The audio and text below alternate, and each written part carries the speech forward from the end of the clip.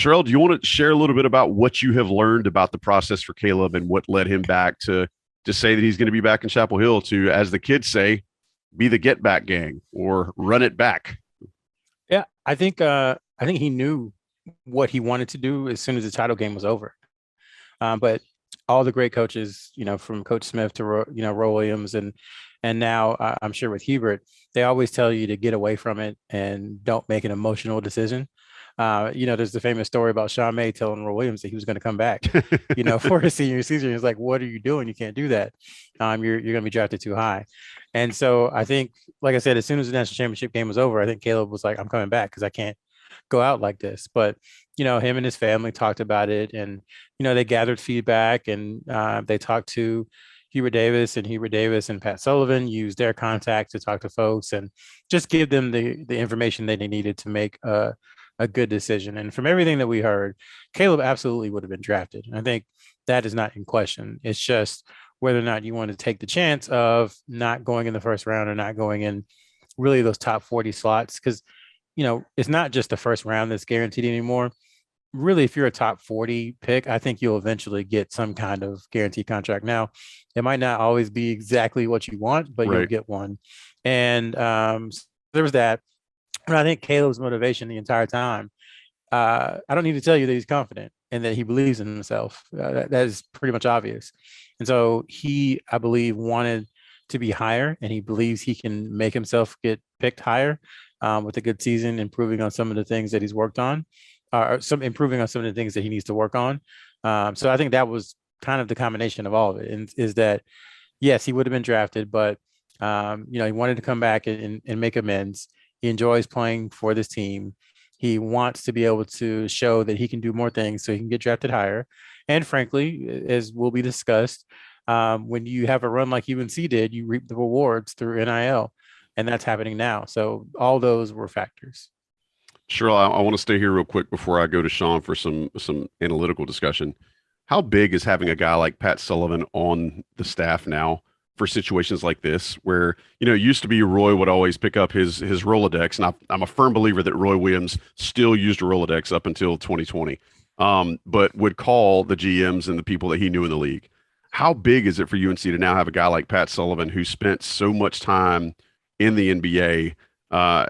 On the staff now to help guys like Caleb Love kind of go through decisions like this. It's a position that you have to have now, as far as I think his official title is director of recruiting, but he's got that experience as an NBA person. So it's just something that is needed. It's something that was probably a little bit overdue in Chapel Hill, but he probably has a more extensive. Hopefully, he doesn't have a Rolodex, but a more extensive Google Doc with different GMs and people that he can get information from. In addition to him just knowing the game, being an assistant coach in the Mhm. NBA for so long. So I'm not going to say invaluable, but really, really valuable. And also, like Hubert Davis said, he is a Carolina guy, so he kind of gets, how things work at UNC. So yeah, very valuable for UNC to have him. Sean Sherrell touched on it briefly, talking about Caleb's belief in himself in that he can go from a I'm going to be drafted guy to a first round, even lottery type guy. What things do you think he needs to work on next season to get his game to that next level? Because we've heard Caleb say he wants to work on his own shot selection. I think people on the North Carolina staff would like to see him be more aggressive in going to the basket rather than settling for jumpers that he's proven he can make. In your mind, what are things that he needs to do individually to help himself?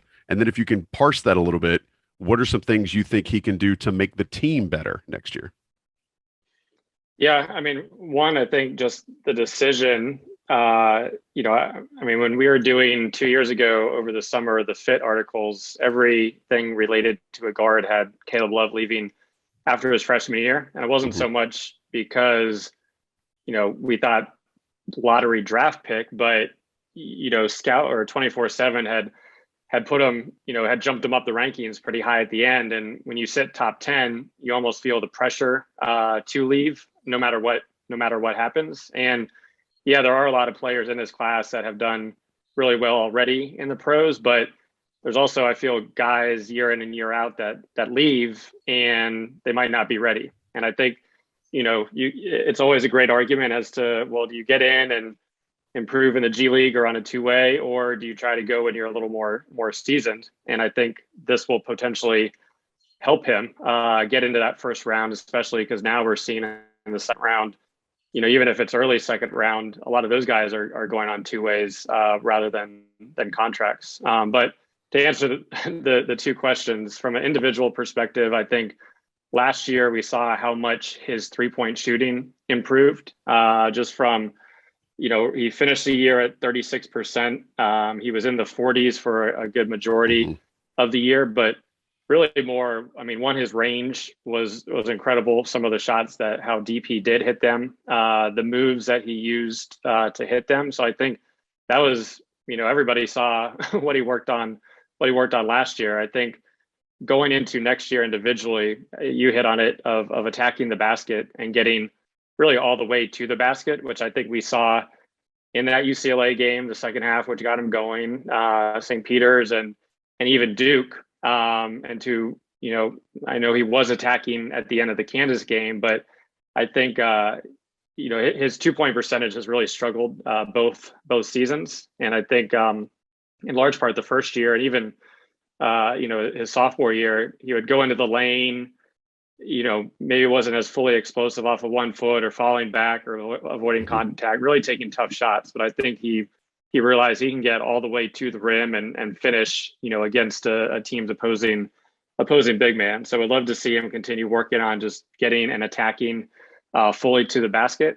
He's always been comfortable hitting the pull-up jump shot. I think, continuing to look for those, especially if teams are overplaying him. And then finally, not something I think that he should utilize a whole lot, but continuing to work on kind of that floater and kind of 5 to 10 foot range game. Something he hit in the Duke game. He hadn't really hit it all season. Didn't have it in the Kansas game, but once again, I think that just kind of adds something else to his arsenal. But I think from an offensive perspective, if he can increase that 2-point percentage and reduce the turnovers, I think that will definitely help his draft stock. From a team perspective, I think we saw him definitely mature as the year went on. He was still prone to forcing the issue at times, but I think once again, with the starters and players that they do have returning, there's kind of that extra